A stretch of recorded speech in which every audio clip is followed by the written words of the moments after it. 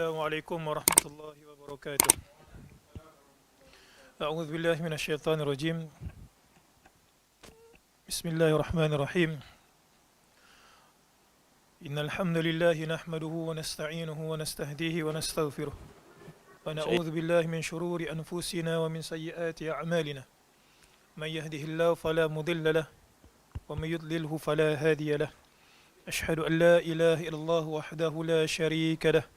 وأشهد أن محمدا عبده ورسوله فإن أصدق الحديث كتاب الله وخير الهدى هدى محمد صلى الله عليه وسلم شر الأمور محدثاتها وكل محدثة بدعة وكل بدعة ضلالة وكل ضلالة في النار.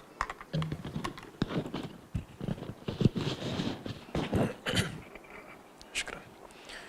Muslimin muslimat rahmati Allah sekalian, alhamdulillah pada pagi ini InsyaAllah kita akan membahaskan suatu topik penting yang mana kita pastinya akan melalui benda ini. Walaupun pada bahagian muqaddimah itu adalah berkenaan ataupun pada bahagian bab yang pertama itu adalah bab berkenaan dengan pemilihan calon, iaitu bab yang saya akan bahaskan. Tapi sedikit sebanyak ia akan ada kaitan dengan kita. Mungkin ada yang tertarik untuk mencari calon, maka mungkin dia fikir dia patut datang. Tapi jangan dilupakan bahawa proses perkahwinan itu ataupun alam perkahwinan itu dia ada beberapa fasa. Kita ada nikah untuk kita menyatukan di antara dua insan, lelaki dan juga wanita secara halal. Juga kita ada fasa setelah perkahwinan itu berlangsung, lelaki dan juga wanita mendapati bahawa itu bukanlah suatu jalan ataupun itu bukanlah keadaan yang dia rasakan sesuai untuk dirinya, disebabkan calon itu berubah ataupun akhirnya dia mengetahui calon itu hakikatnya begitu dan begini, dan cerai. Juga termasuk dalam perbahasan fiqh munakahat, dan mungkin rata-rata di kalangan muslim-muslimat yang hadir pada hari ini telah pun bernikah. Maka kita ada satu lagi fasa, iaitu fasa mengekalkan perkahwinan. Jadi kita ada fasa satu, nak mencari calon, akad nikah untuk kita boleh duduk sekali lelaki dan juga wanita secara halal. Kemudian ada pula keadaan di mana manusia itu terpaksa bercerai ataupun nak bercerai kerana keadaan dia telah pun ketahui setelah melalui alam perkahwinan. Juga kita ada fasa yang ketiga, iaitu fasa mengekalkan perkahwinan. Fasa-fasa ini bukan satu benda yang sangat penting untuk dibahaskan secara ilmiah. Dan ketahuilah bahawa dalam bab syariat Islam ini kita boleh pecahkan kepada dua bahagian. Bahagian yang begitu strict adalah bahagian syariat dalam bab ibadah. Kalau begitu, begitulah kita buat. Kita tidak ada tambahan, dan perbahasan itu saya rasa semua pun maklum. Puasa, zakat. Kemudian kita ada satu lagi bab dalam bab syariah ini, kita namakan sebagai bab muamalah. Bab muamalah, iaitu bab kita ini urusan pergaulan kita sesama manusia. Ada pergaulan kita sesama manusia ini membabitkan kewangan. Kita ada muamalah maliyah. Juga termasuk dalam topik yang kita akan bincangkan pada pagi ini, muamalah secara munakahat, mencantumkan di antara dua insan secara halal, iaitu lelaki dan juga perempuan. Muslim-muslimat yang dirahmati Allah sekalian, buku yang berada pada tangan muslim-muslimat itu merupakan suatu buku tulisan Profesor Dr. Basir bin Ibrahim Al-Azhari, dan buku ini sebenarnya buku yang beliau sebutkan pada mukaddimahnya, tujuannya adalah untuk menjadi model ataupun modul kepada para pelajar di universiti. Khususnya beliau sebutkan kat Kuibs lah. Dan buku itu pun terbitan usaha sama Kolej Universiti Islam Perlis. Jadi perbahasan itu adalah perbahasan menarik, boleh dijadikan rujukan di universiti. Mungkin di kalangan yang hadir ini adanya pelajar di universiti. Baik, mari kita lihat isi kandungan pada buku ini. Kita ada beberapa bab. Bab yang pertama adalah bab yang membicarakan berkenaan dengan pra-perkahwinan.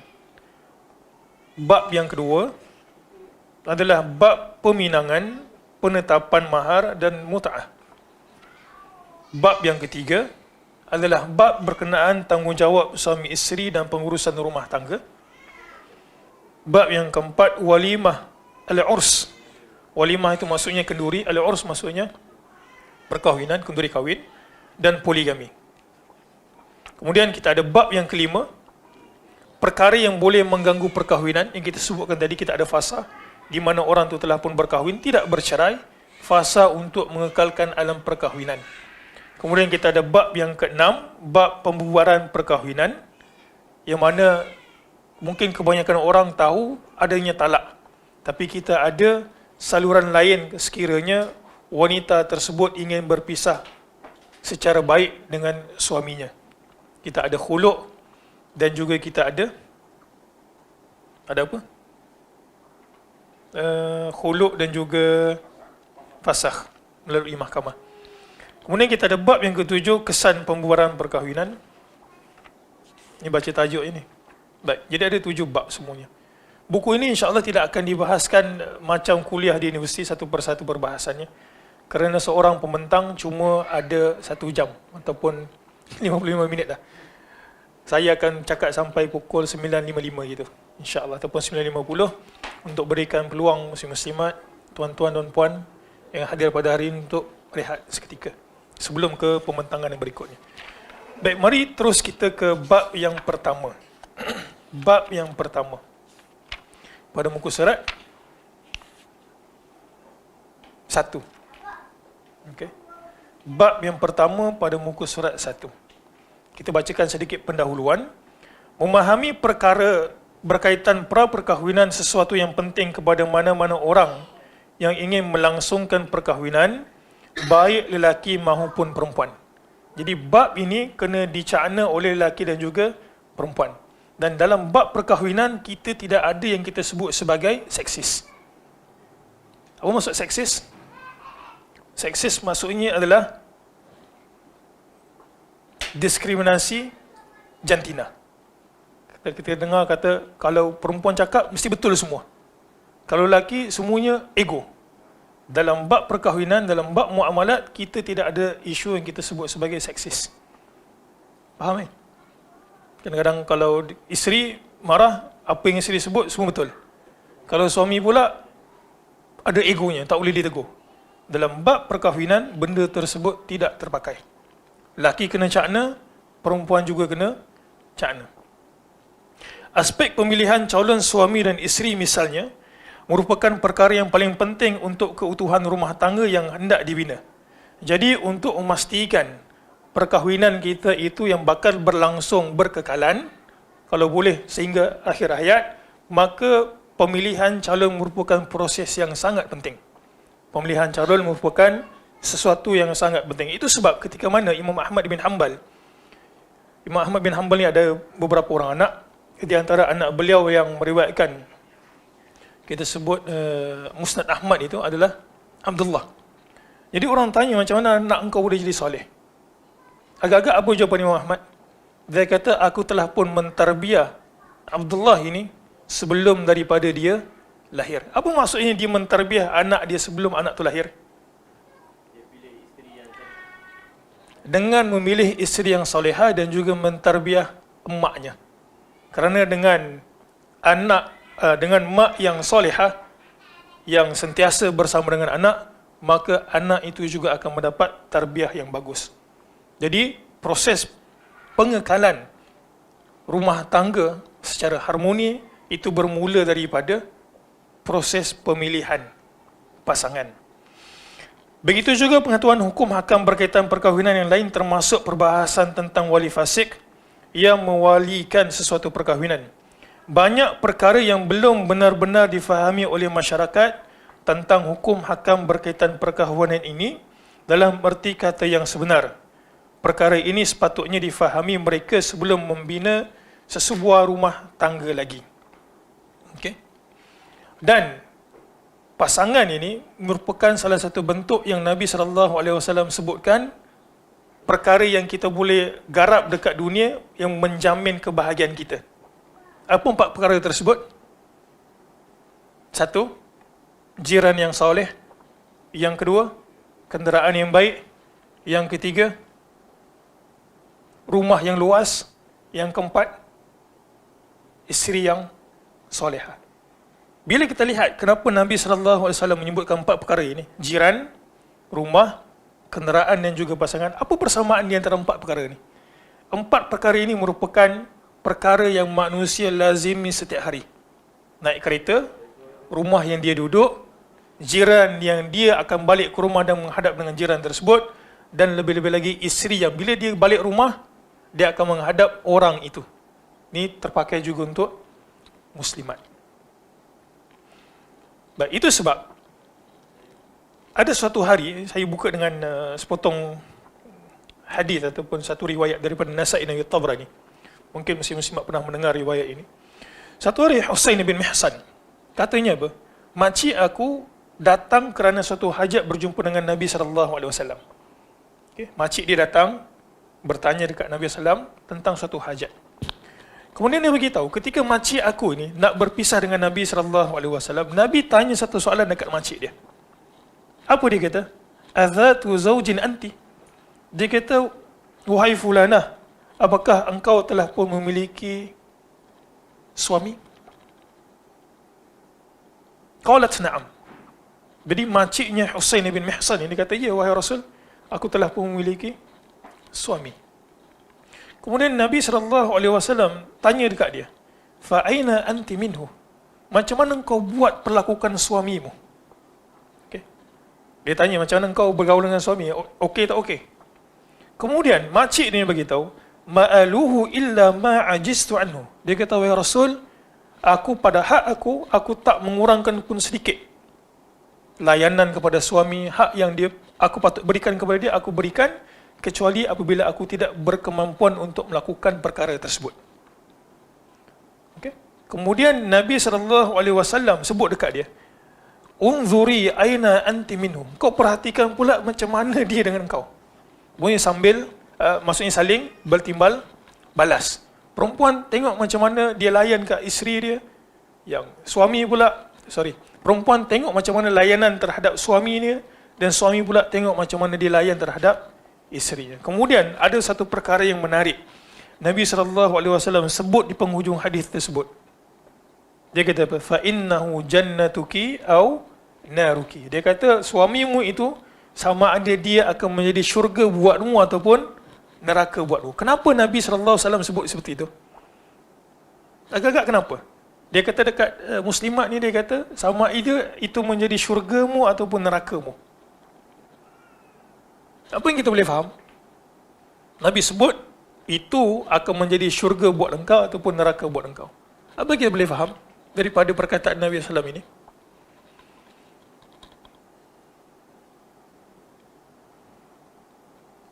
Tak faham.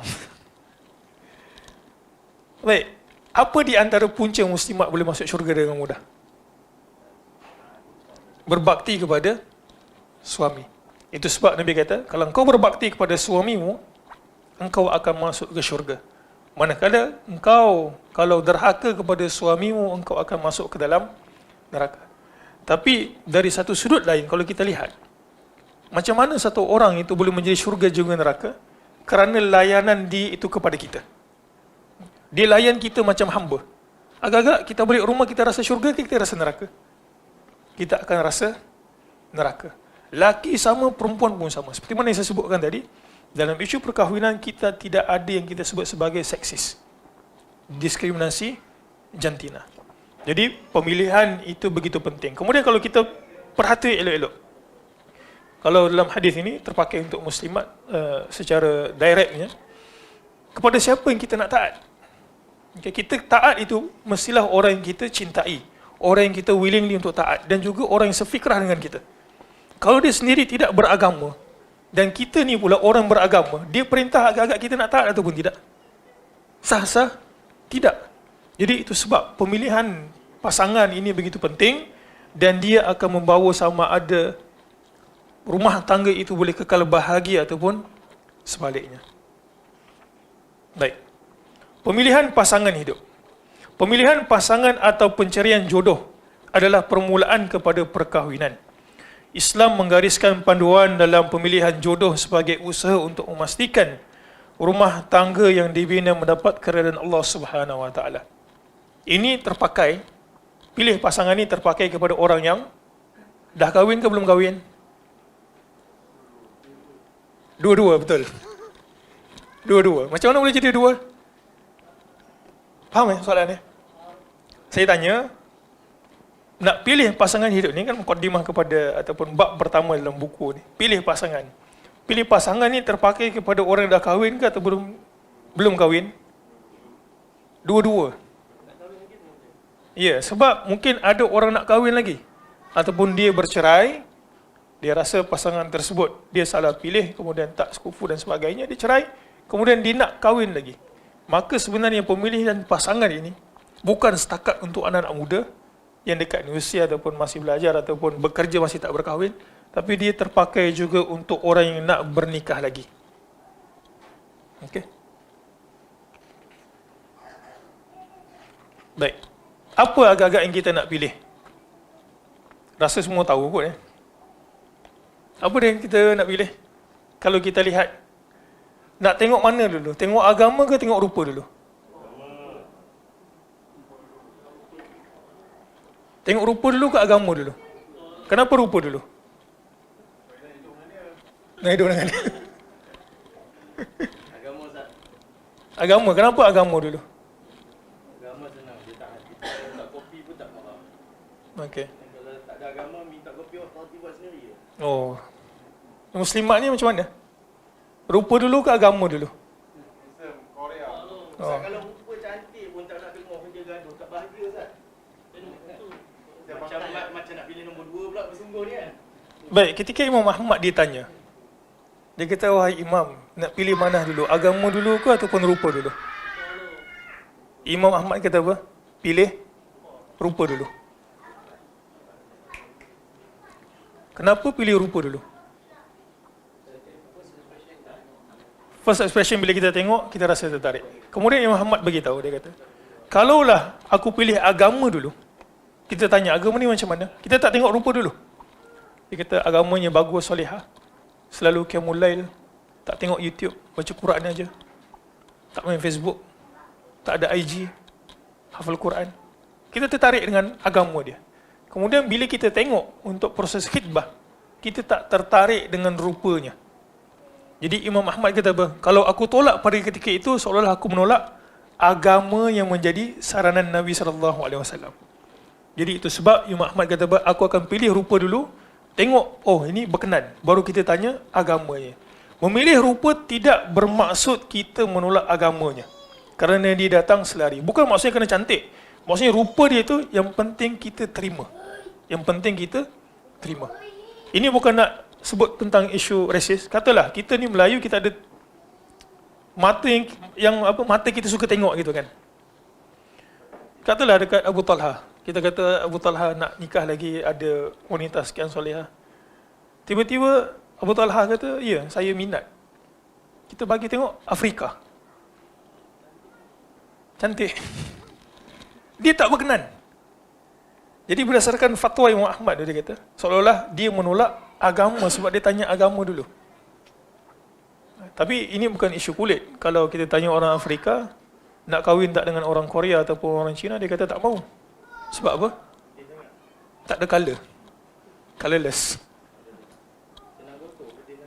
Bukan, itu pandangan dia. Tidak mewakili semua. Baik, jadi satu, kita tengok dulu. Kita berkenan, kita tanya agamanya.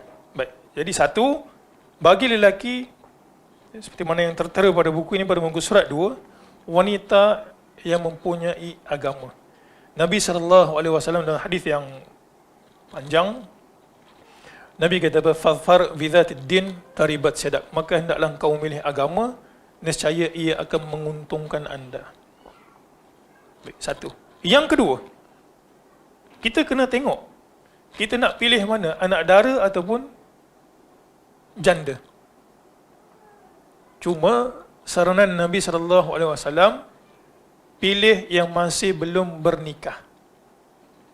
Apakah bernikah dengan janda satu benda yang salah? Jawapannya adalah tidak. Tetapi kecenderungan manusia ini, seperti mana seorang sahabat Nabi sallallahu alaihi wasallam yang sangat cemburu, Sa'ad, dia kalau dicerai dekat satu wanita, dia tak akan bagi lelaki lain pergi nikah lagi benda. Kalau dicerai satu orang wanita, dia tak akan bagi bekas isteri itu kahwin dengan lelaki lain. Sebab apa? Rasa cemburu. Dia tak mahu ada orang, hatta walaupun bekas isteri dia. Jadi satu fitrah lelaki itu tak mahu, kita sebut apa, kita nak ambil yang memang tidak pernah tidak di, kita sebut apa dalam bahasa yang lebih lunak, ataupun tidak disentuh orang gitu. Tidak pernah dinikahi oleh orang. Kemudian, apa yang ada pada anak dara yang tidak ada pada janda, dan apa yang ada pada janda tidak ada pada anak dara. Dia bandingkan bekas suami dia dengan suami baru. Baik, betul. Mari kita lihat riwayat yang dibawa. Hal ini berdasarkan sabda Rasul sallallahu alaihi wasallam dalam hadis riwayat Jabir bin Abdullah. Dikatakan peristiwa ini berlaku masa Fathu Mekah. Balik perang ke Madinah. Jadi Nabi SAW nampak Jabir ni macam tergesa-gesa. Tapi unta dia tu jalan slow kan. Ringkas cerita, Nabi SAW tanya dia, wahai Jabir, kau ni ada macam something gitu. Kenapa kau tergesa-gesa nak balik ke Madinah?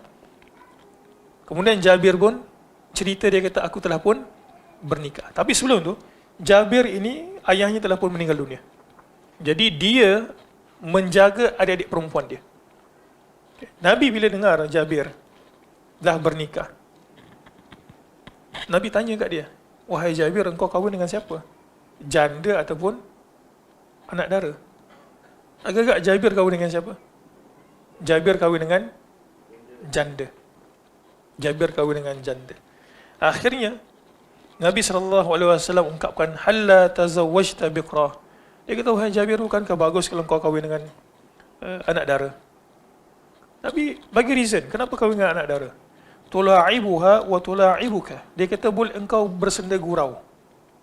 Maksudnya anak dara dan juga teruna ni, macam mungkin sebahagian yang datang sini telah pun bernikah. Macam mana kita sebelum bernikah, dia akan ada rasa malu-malu kan? Betul ke salah?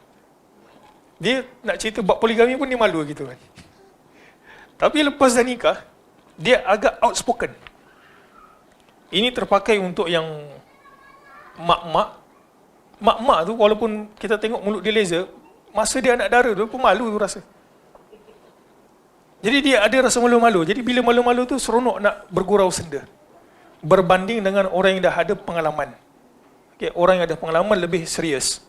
Bukanlah maksudnya orang janda ataupun duda ni dia tak boleh bergurau, tak.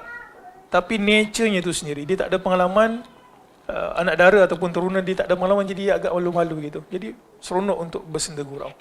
Jadi itu sebab Nabi SAW kata, wahai Jabir, bukankah bagus kalau kau kahwin dengan anak dara? Malu-malu gitu, boleh ajak main-main. Jabir pula beritahu, dia kata, wahai Rasul, aku ni kahwin dengan janda ada satu sebab. Jabir anak perempuan pula, adik perempuan dia ramai. Adakah Rasulullah cakap macam tu hasil daripada pengalaman, sebab Rasulullah ada yang segi muda dan ada anak dara macam Aisyah. Dan dalam riwayat dia kata kalau Aisyah ada dia main lumba lari dan kadang-kadang dia buat kalah. Adakah mungkin sebab masa dia main-main lari-lari macam tu? Wallah alam, ia boleh jadi. Sebab satu-satunya isteri yang Nabi SAW menikahi anak dara cuma Aisyah. Bahkan Hafsah juga bercerai. Kemudian Nabi SAW kahwin Hafsah. Kemudian Nabi ceraikan Hafsah.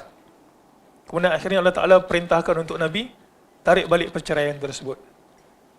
Ya, boleh jadi. Jabir beritahu, dia kata, fakarihtu an atazawwaj mithlahun. Dia kata, wahai Rasul, aku tak suka aku kahwin dengan anak dara macam mereka. Sebab dia kata, mereka ni kuat main. Anak-anak kan kuat main, anak dara gitu, kuat main. Kadang main TikTok kat depan kedai, entah apa menari-nari gitu, pasang kamera menari-nari, kita tengok kenapa gitu. Ada tak orang tua menari-nari gitu? Ada juga kan. Tapi kebanyakan orang muda. Banyak main. Fala tu'addi bihinna. Dan dia kata, tak ada siapa nak tarbiyah mereka. Jadi dia kata, aku kahwin dengan janda supaya ada yang boleh tengok adik-adik aku dan boleh berikan tarbiyah. Tak main-main sekali. Jadi pada yang kedua ini, Nabi mengesyorkan untuk kita asalnya berkahwin dengan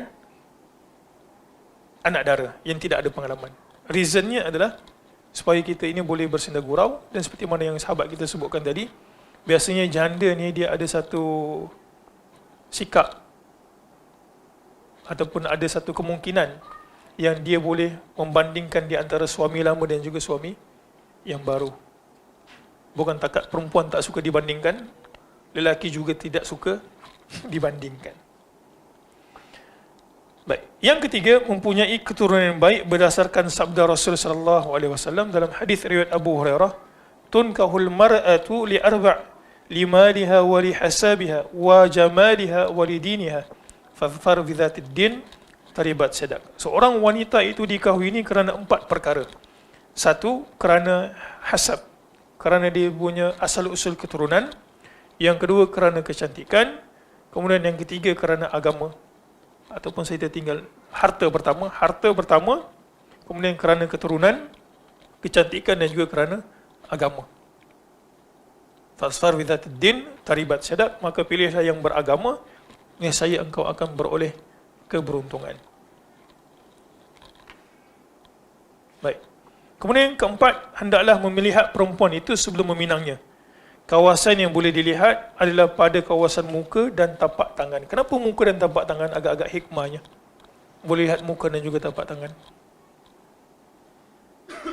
Kerana muka merupakan tempat kita jatuh hati.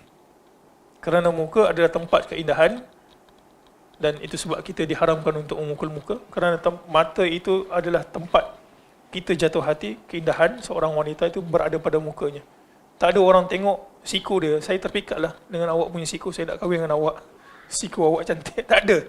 Ataupun dia tengok awak punya bahu ni bagus, awak punya bahu ni bidang, saya tertarik dengan awak punya bahu. Tak ada. Biasanya orang jatuh hati, ataupun secara fitrahnya orang jatuh hati kerana muka dia. Tangan ni pula kenapa? Apa simbolik bagi tangan? Tangan ni merupakan simbol kepada bagaimana keadaan dia hidup. Orang biasa bertani, orang biasa kerja keras, agak-agak tangannya mestilah keras ataupun kasar. Orang yang biasa kerja pejabat, tangannya mestilah halus. Juga kadang-kadang tangan ini boleh menjadi simbol kepada keadaan fizikal seseorang.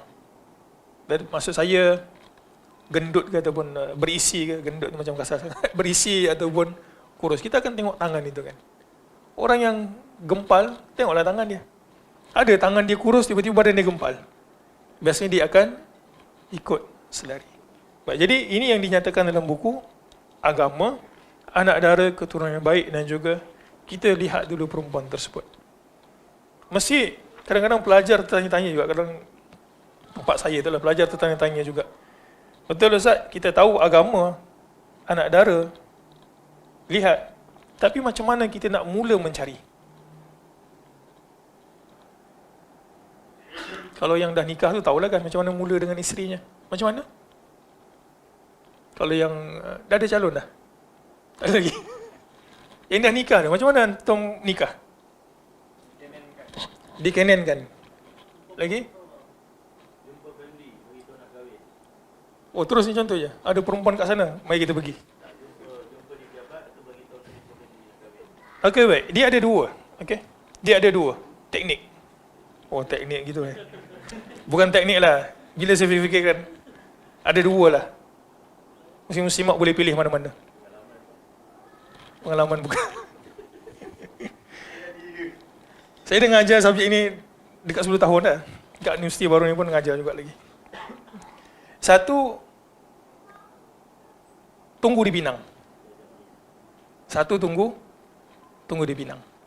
Kalau tunggu di Pinang tak payah buat apa-apa lah. Dia memang orang yang bagus, soleha, ada rupa, semua perfect. Tunggu di Pinang. Orang datanglah.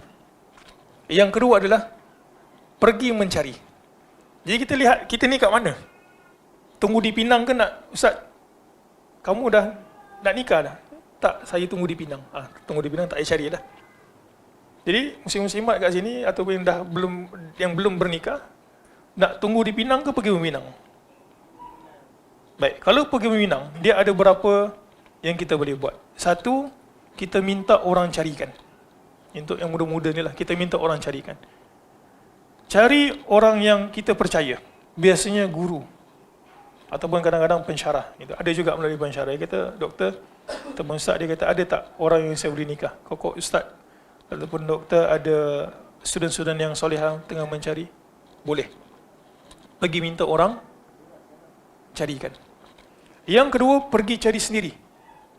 Pergi cari sendiri. Ataupun dia pergi ke majlis ilmu, pergi ke masjid, dia tengok orang tersebut. Dia kata, oh orang ni soleh, aku nak kahwin dengan dia. Jadi, tunggu di Pinang ataupun pergi ke Minang. Kalau nak pergi ke Minang, kena ada usaha untuk mencari, tak boleh duduk saja berkhayal macam itu. Tanya orang, minta orang carikan. Yang kedua, pergi cari sendiri. Dan juga kita ada cara yang ketiga, apa dia? Masuk Baitul Muslim. Ini istilah di mana orang akan hantar resume dan komiti akan tolong pasangkan resume ini sesuai dengan ini. Jadi itu tiga yang mungkin saya fikir boleh dibuat untuk orang yang ingin mencari. Okay. Nak cari, tanya dekat orang, ada tak siapa-siapa guru ataupun lecturer ataupun dekat Abu Talha mungkin dia ada banyak senarai gitu yang dah nikah ataupun tak nikah lagi ataupun nak bernikah lagi, boleh. Ataupun pergi cari sendiri, pergi ke majlis ilmu. Maksudnya dia tak nak dipadan-padankan gitu. Dia nak saya pilih sendiri.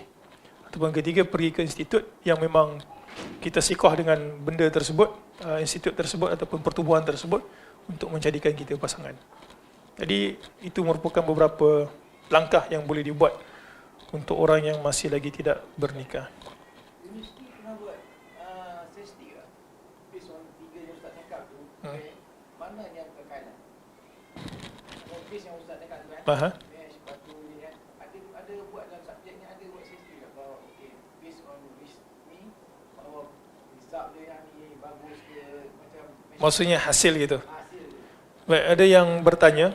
cerai lepas 2-3 bulan pada tak match kan, kena kenal macam tu sebulan persen singkat. Lepas tu cerai ke, macam ada tak buat statistik? Baik, faham soalannya? Saya sebut tadi kan ada beberapa kaedah. Jadi yang bertanya ini beritahu apa kesan? Ada tak kalau dia cari sendiri, dia lebih berkekalan ataupun dipadankan tak berkekalan? Ada tak satu kajian tentang benda tersebut? Setakat yang saya tahu tak ada. Dan saya juga tak pernah buat. Itu bolehlah kot jadi tajuk kajian dekat universiti. Macam mana yang Ustaz cakap ni kan, tapi untuk yang bujang dia nak dapat kekuatan, dia ditolak. Kita takut ditolak, kita buat macam Ustaz cakap kan, tapi takut ditolak tu yang perasaan anak muda sekarang tu. Dia takut kena reject, itu bukan kita tak nak buat. Kejar nak pergi cari, dalam kita kena reject. Dalam kita yang kena reject. Macam mana nak buat kalau kena reject? Nak dapatkan kekuatan tu untuk orang ikut apa yang Ustaz cakap tu. Kaedah cakap. Oh, saya kena nisbah dengan fatwa tu. Tidak lah. Tapi nak semangat kan. Okey, baik. Ada tak sini yang ada tak yang pernah pergi meminang orang tapi kena tolak? Saya tu. Oh. Tapi dah nikah gitu kan? Dah nikah, sulung-sulung dia lah. Apakah nikah dengan orang yang ditolak yang menolak orang lain? Okey, baik. Macam mana kita nak rasa lebih bertenang kalaulah kita punya peminangan tersebut ditolak? Satu, bila kita pinang orang, kita kena letak dalam minda kita buat kerana Allah Ta'ala. Kita buat kerana Allah Ta'ala, aku buat ini bukan sahaja bukan untuk main-main. Okay. Jadi bila kita buat satu benda itu kerana Allah Ta'ala, maka kita akan lebih tenteram kalau andai pun ditolak. Yang kedua, sebelum kita nak pergi milih satu orang, kita ada proses istikharah dan juga istisyarah. Istikharah maksudnya apa dia? Kita minta petunjuk Allah Subhanahu Wa Taala atas keputusan kita nak buat, dan juga kita ada istisyarah, kita tanya orang. Jadi sebelum kita nak pergi minang orang itu, untuk mengelakkan risiko rasa pedihnya ditolak itu, kita tanya risik kat orang dulu. Agak-agak kita minta kawan dia tanya tentang kita. Agak-agak kalau kau nak tak kahwin dengan ni, kalau dia pergi minang kau rasa macam mana? Kalau dia kata aku tak nak, maka janganlah teruskan. Jadi satu, buat kerana Allah Subhanahu Wa Taala. Yang kedua, pastikan kita itu ada tawakal kepada Allah Taala melalui kita ada usaha sebelum kita tawakal melalui istikharah dan juga istisyarah. Dan yang ketiga, setelah kita buat istikharah dan juga istisyarah, benda tersebut tidak sampai ke kita seperti mana yang kita hajatkan, maka kita tanamkan dalam diri bahawa boleh-boleh pahala terhadap usaha yang kita buat. Boleh-boleh pahala terhadap usaha yang kita buat. Mungkin soalan selanjutnya, bagaimana pula kalau orang pinang kita tolak? Apakah semua pinangan patut kita terima? Tak mampu. Kalau dia kata saya nak nikah melalui misyar. Misyar tahu misyar? Misyar ni maksudnya isteri tersebut melepaskan hak nafkah dia. Dia kata yang penting aku ada suami aja. Awak, suami saya, nafkah apa tak payah bagi. Nafkah batin tu ialah. Nafkah zahir tu tak payah. Dia kata aku pun kaya. Ada 5 orang datang kat kita. Misyar. Mungkin kita orang yang soleh, mungkin orang yang ada rupa sikit. Macam mana kita nak tolak? Anak-anak sedang besar, nak bagi fokus pada anak-anak. Baik, satu, kita berkata terus terang itu adalah lebih baik daripada dia menunggu secara menderita. Kita berterus terang, kita tak terima, dia sakit hati. Itu lebih baik daripada dia menunggu secara menderita dan juga berikan pengharapan kepada kita. Jadi berterus terang, tengok dulu, tapi dengan beradab gitu. Kita tengok, minta maaf, saya kata, saya tak berkenan. Dan sebutkan alasan secara umum. Saya tak berkenan, buat masa ini saya tak berkenan. Ataupun saya rasa kita tidak sesuai. Dan ada orang yang bila kita tolak seperti itu, dia masih lagi reluctant tau. Dia kata, kenapa awak tolak saya? Kalau ada orang seperti itu, blok aja. Tak payah panjang cerita, blok aja. Settle. Suruh dia cari orang lain. Adakah kalau contoh kita dah kahwin, dan syarat dia untuk kita nak nikah lagi, satu, isteri kena redha. Kedua, dalam urus masyarakat Melayu ada setengah perempuan yang untuk kita pinang tu, kalau awak nak saya nak isteri awak yang datang meminang atau merisik untuk awak. Dan bab poligami. Dan bab poligami. Jadi suruh isteri nombor 1, contoh macam pun nak kahwin lagi, dia letakkan syaratnya isteri pun kena pergi meminang perempuan yang baru ni. Jadi kalau maksud dia saya nak ta'aruf dan nak nampak kesungguhan dan isteri awak redha. Kalau tak nanti saya tak naklah jadi pemecah belah lah, merampas lah, contoh. Baik, kita ada satu. Puan letak syarat macam tu tak? Baik, kita ada satu kaedah dalam bab muamalat, kita sebut al-mu'minuna ala syurutihim. Dan syarat itu sebagaimana tidak bercanggah dengan syarat, maka kalau kita nak pergi ke dia, kita terima dia untuk proses begitu, maka kita terima syarat dia. Bahkan wanita yang meletakkan syarat, dia kata kalau abang, ataupun taklah panggil abang lagi lah, kalau awak nak kahwin dengan saya letakkan syarat tak boleh poligami.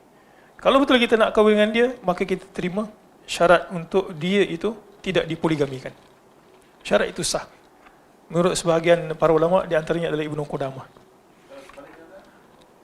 Macam mana? Dia letakkan syarat, kalau nak kahwin dengan saya mesti poligami. Poligami. Tapi kita nak diri, tak nak kawan. Ya, sekali macam saya sebut, al-mu'minuna ala syurutihim, kalau kita terima maka ya. Kalau tak, dia kata kita bercerai, maka kalaulah kita tak poligami lepas kita nikah dengan dia, ini tapi saya tak pernah jumpa lagi kes macam inilah. Kalau ada tu memang wanita payung emas. Tak pernah jumpa lagi dah. Tapi kalau dia kata kalau abang tak kahwin lepas kita nikah, kita bercerai, ya, jatuh. Seperti mana yang disebut. Itu sebab jangan letak syarat yang pelik-pelik masa nak bernikah. Saya ada satu benda nak sebut. Kesimpulannya gitu. Kesimpulannya sini, muslim muslimat. Dalam perkahwinan ini, dia kena ada konsep taat dan ikut. Saya pesan dekat student gitu kan. Untuk muslimat, jangan kahwin dengan lelaki yang kamu sendiri tak mau ikut cakap dia. Tengok lagi tu kan, agak-agak aku nak ikut tak cakap dia ni. Kalaulah ada perasaan seperti itu, jangan kahwin dengan dia. Manakala lelaki pula, untuk pilih satu orang wanita, kena tanam dalam akal kita ini, dalam hati kita ini, agak-agak perempuan ni aku sanggup tak nak bimbing dan sanggup tak untuk aku pertahankan maruah dia dan juga jaga dia. Kalau rasa macam nak main-main lagi, tak payah.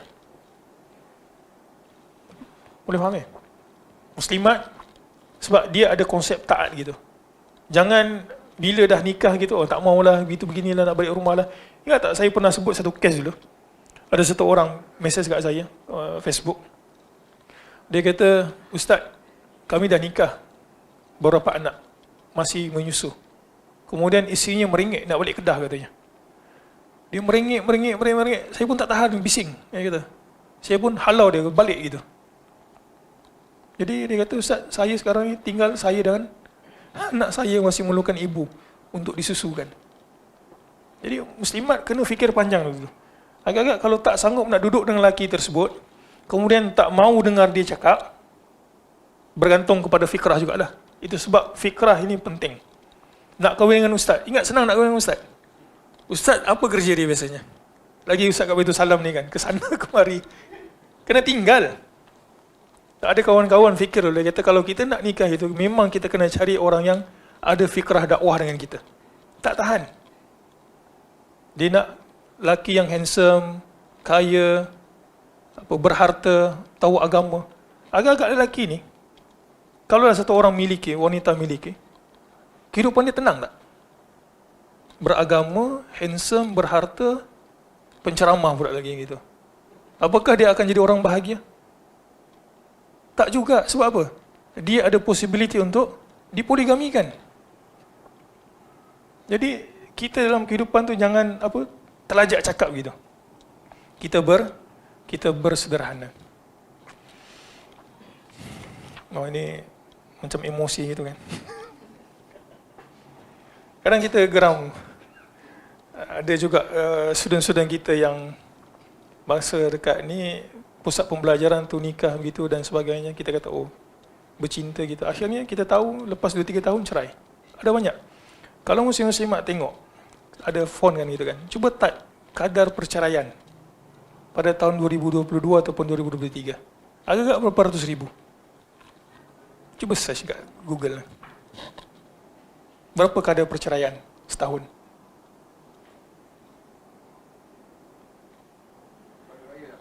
Tak ada. Dapat makan. Statistik perceraian.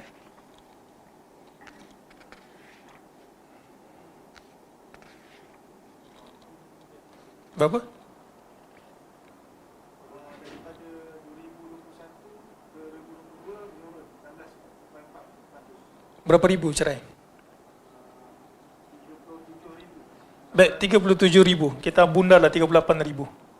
38,000 kita bahagikan setahun kita bahagikan dengan 365 hari. Berapa sehari bercerai? 38,000 bahagi 365 hari.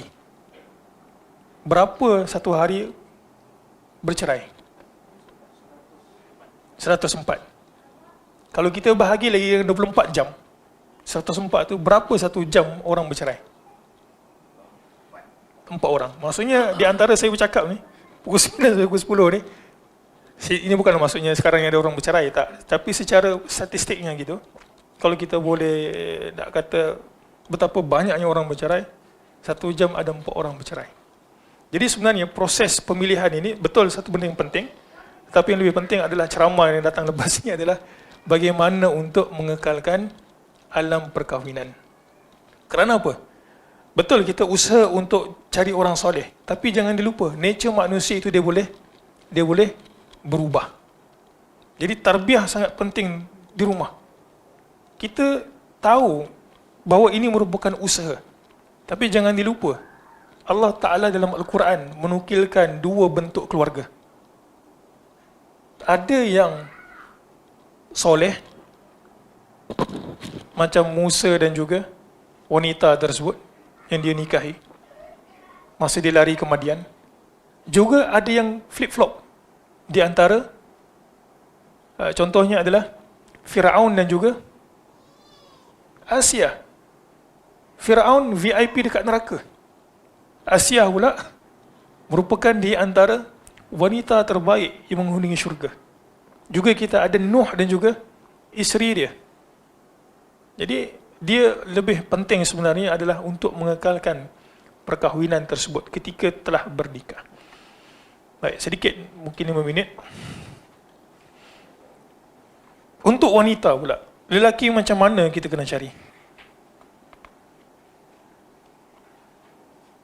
Satu, muka surat 4 itu, mempunyai agama dan juga berakhlak. Kenapa dipisahkan di antara agama dan juga akhlak? Kerana boleh sahaja orang itu faham agama tapi dia tidak beramal dengan agama. Okey. Boleh sahaja dia itu taat kepada Allah Ta'ala tetapi hubungannya dengan makhluk sangat buruk. Jadi jangan dihairankan kalau ada orang pergi ke masjid tapi masih isap rokok.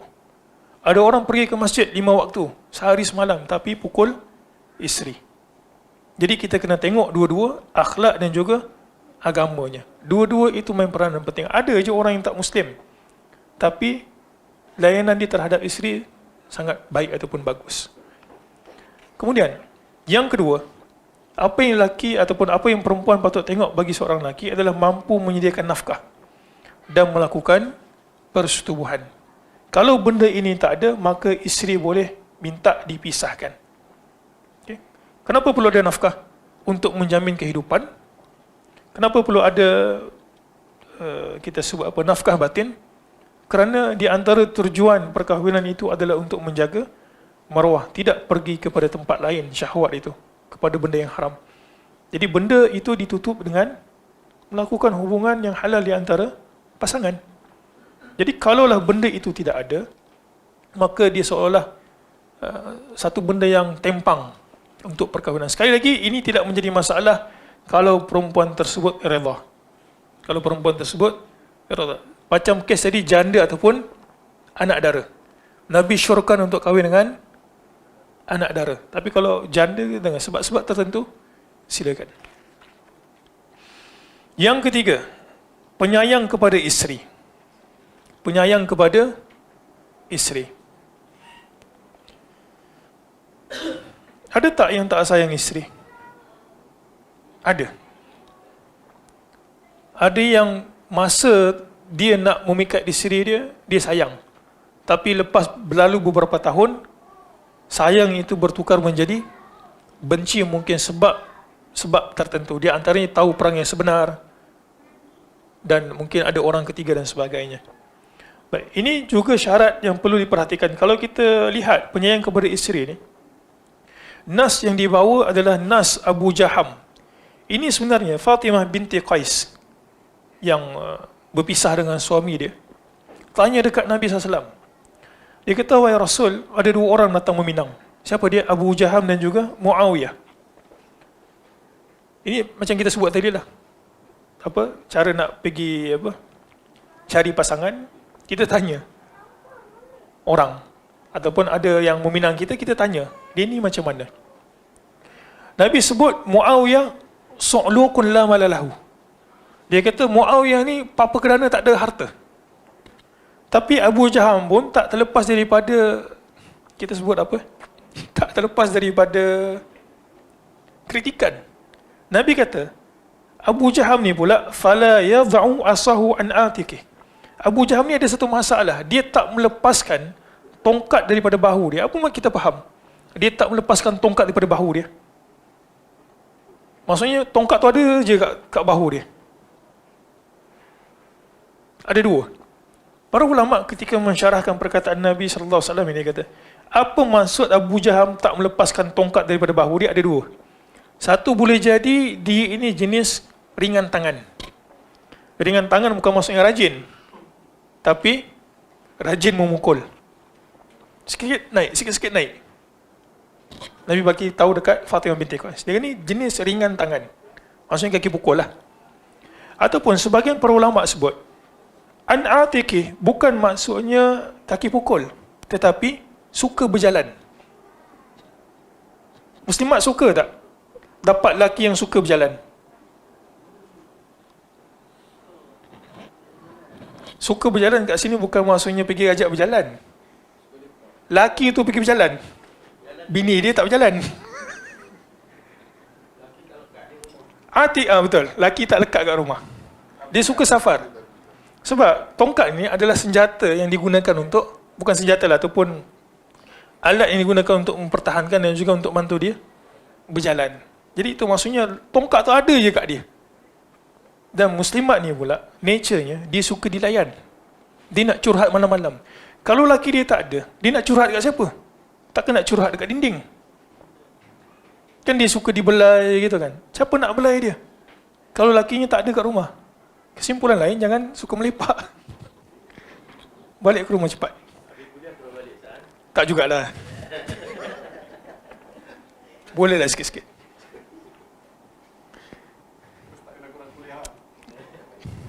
Kuliah tak apa. Yang keempat, tidak cacat dan mempunyai penyakit berbahaya.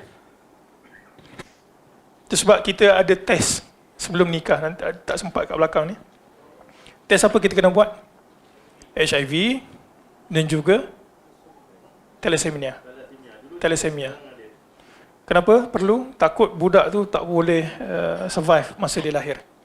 Tapi kalau nak juga berkeras, dia kata tawakal, ya, silakan. Dan yang kelima, mempunyai keturunan atau keluarga yang baik. Dan yang keenam, bersikap amanah dan jujur. Macam mana kita tahu bersikap amanah dan jujur ni? Kan sekarang banyak isu artis dibincangkan. Kita tahu melalui bagaimana dia berhubung dengan kita sebelum bernikah lagi. Kalau dia ini jenis memang tak jaga ikhtilat masa sebelum kahwin, suka jenis bergaul ke sana kemari dengan laki ataupun dengan perempuan, laki perempuan sama, isteri juga terpakai. Jenis tak jaga ikhtilat. Kemudian dia kata, aku kahwin ini sebab nak menutup ruang-ruang fitnah. Dan dia tak bertaubat. Benda tersebut ketahuilah bahawa dia juga akan menjadi satu dorongan. Kalau dia tak bertaubat, maksudnya daripada sikap itu tak menjaga ikhtilat, ketahuilah lepas nikah juga dia akan buat perangai yang sama. Maksudnya tak berpada dengan adik kat rumah. Ini kita tak cerita tentang poligami tau. Perangai dia macam tu. Suka berkawan dengan perempuan. Dia suka berkawan dengan perempuan, tak jaga ikhtilat. Kalau dia masa kahwin dengan kita tu maksudnya muslimat, dia bertaubat, dia tak jaga pandangan, itu okey. Tapi kalau kita kahwin dengan dia dalam keadaan dia memang tak bertaubat daripada ikhtilat dia, ketahuilah masa nikah nanti muslimat ni akan menjadi di antara insan yang sengsara. Sebab suami ni jenis suka cari orang lain, tak jaga maruah dia sendiri. Bersikap amanah dan jujur perlu untuk seorang lelaki. Contoh sikit lah, kalau kita dalam rumah tangga yang masih berlaku dalam masyarakat kita, yang biasa kita nampak kalau di pejabat yang banyak jadi, suami orang dengan isteri orang naik satu kereta pergi makan sama-sama. Itu banyak sangat jadi.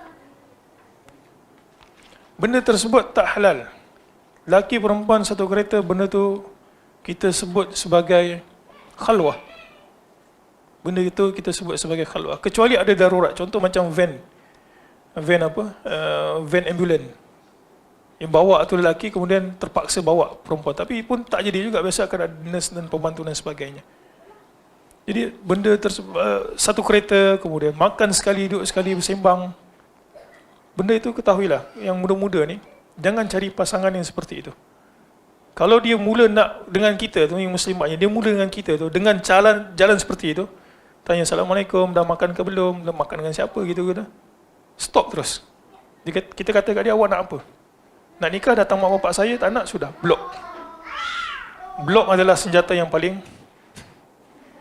berkesan untuk mengelak benda-benda yang tak sepatutnya. Kalau tak, dia akan meleret, dan bila meleret itu datang, ketahuilah, kadang-kadang hati itu susah nak stop sebab perasaan bibit-bibit cinta itu dah ada. Ada orang penyakit, mungkin yang kita blok tu dia belajar agama sikit kan, dia baca hadis.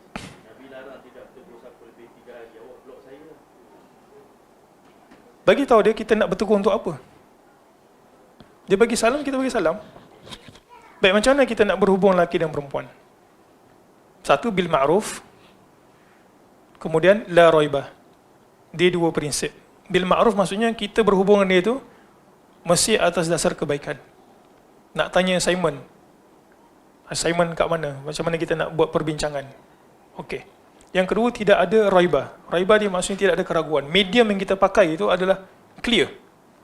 Tidak ada macam syubhat medium tu. Mari kita sembang dekat kedai makan. Siapa lagi datang? Ahli kumpulan. Kita dua je. Mari kita buat grup WhatsApp. Siapa dalam grup WhatsApp? Kita dua je. Buat apa?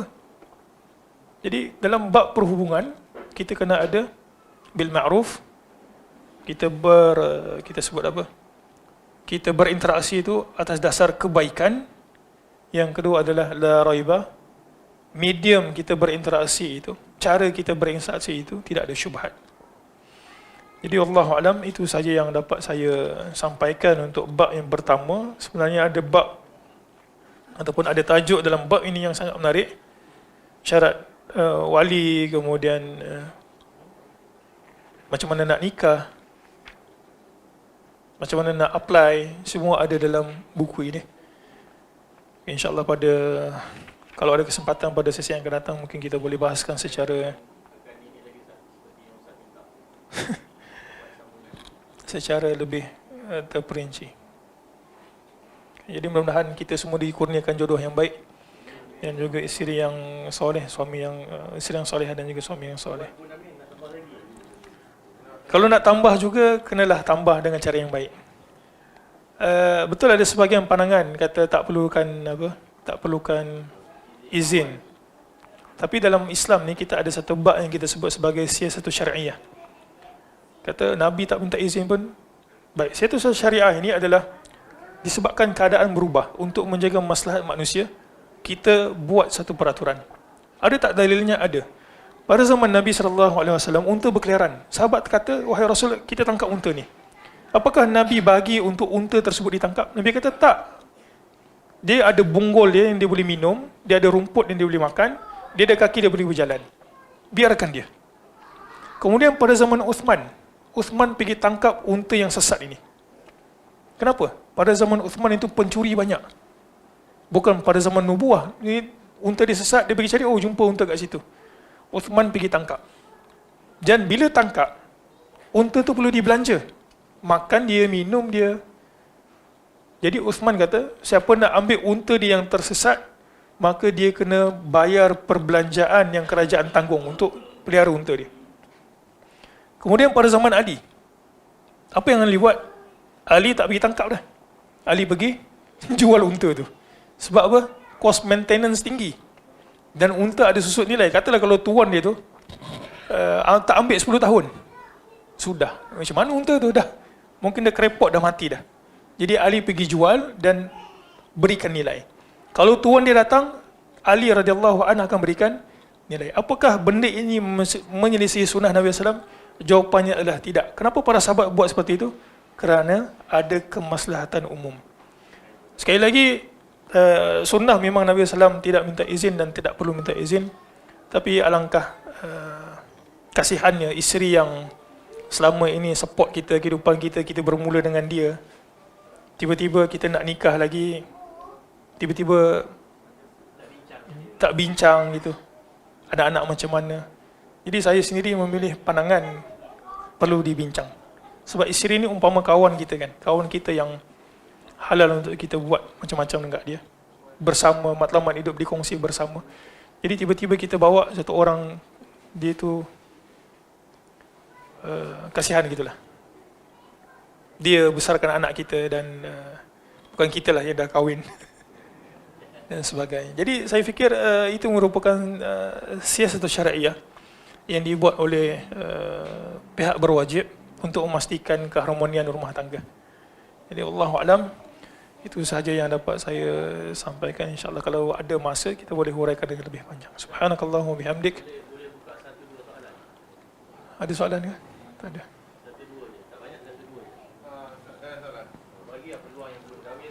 Tak apa, tak apa. Kalau seseorang tu dia dah kahwin, tapi dalam masa sama dia tak suka perempuan tu pun. Dia sayang anak-anak.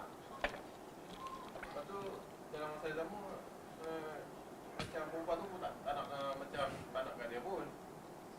Oh, dulu tak nak? Dia tak nak tapi dia sayangkan anak-anak, tapi sebabkan anak. Walaupun sekelumit kasih sayang tak pernah timbul dalam masa tahun-tahun. Tapi kalau kan berubah kan.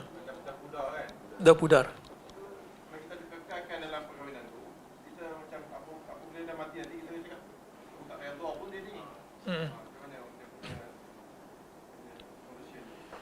Baik, satu kita, benda ni dia tak ada hitam putih macam saya sebut tadi lah. Satu, kalau orang tanya saya macam tu, biasa saya akan kata pergi ke kaunseling. Sebab dekat sesi kaunseling dia akan tahu cerita lebih mendalam. Mending kalau nak cerita dengan ustaz, mungkin dia sebut separuh-separuh. Dia tak tahu. Jadi kaunselor biasanya dia akan tahu dan dia berikan beberapa cadangan. Andai kata masih lagi tidak boleh bersatu, memang perasaan tu dah tak ada, Islam menghalalkan untuk diceraikan. Tapi ingat, dia ada kesan emosi terhadap diri kita dan juga pasangan, dan juga dia ada kesan emosi terutama anak-anak. Anak-anak. Ya, dia ada kesan emosi terhadap anak-anak. Saya teringat ada satu guru saya cerita. Nak cerita ke tak? Ada satu orang syekh dekat Saudi. Dia lecturer gitulah.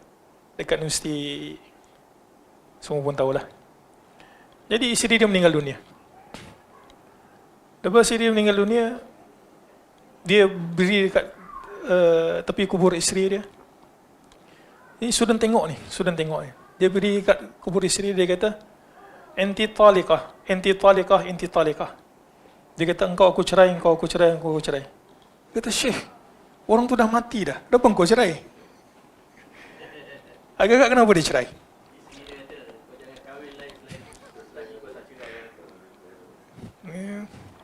Poligami saja itu kan. Tak. Baik, agak-agak siapa? Agak-agak sebab apa? Sebab dia kata, isteri aku ni, aku tahan selama ni, aku tak ceraikan dia sebab anak-anak. Tapi ada satu perangai dia aku tak suka. Dia kuat membebel. Saya tak sebut tadi, ada perkataan Arab, jangan kahwin ni 7 jenis wanita. Mungkin sesi yang akan datang lah. Dia kata, aku tak tahan. Dia kata, walau begitu Syekh, kenapa kau tak cerai masa apa? Masa dia hidup. Dia kata, aku tak mau. Sayang ke anak-anak, kesian. Jadi kalau kau tak mau cerai masa dia hidup, kenapa kau cerai dia masa dia mati? Agak-agak sebab apa? Takut nanti jadi suami isteri di syurga. Ya, sebab dia kata takut dia membebel kat aku. Dekat syurga. Aku tak mau dia kat syurga membebel kat aku, dia kata. Faham, Is? Faham cerita tu? Agak-agak tak jadi lah kalau dia buat macam tu, boleh tak? Wallahualam. Tapi itu berdasarkan riwayat Abu Dhar kan, dan juga Abu Dhar. Yang pasangan terakhir dekat dunia itu adalah pasangan dekat syurga. Tapi Allah alam, saya juga tak tahu. Tapi kalau dah tak ada perasaan, pergi ke kaunseling dulu. Dan dia kata tak boleh nak disatukan, ya bercerai. Allah alam. Tak ada yang tanya bila Ustaz cakap blok tadi kan. Ada yang bagi tahu, dia kata betul dia boleh blok orang macam tu. Blok maksudnya macam mana? Boleh ke mudah-mudah blok orang, baik Facebook ke WhatsApp ke?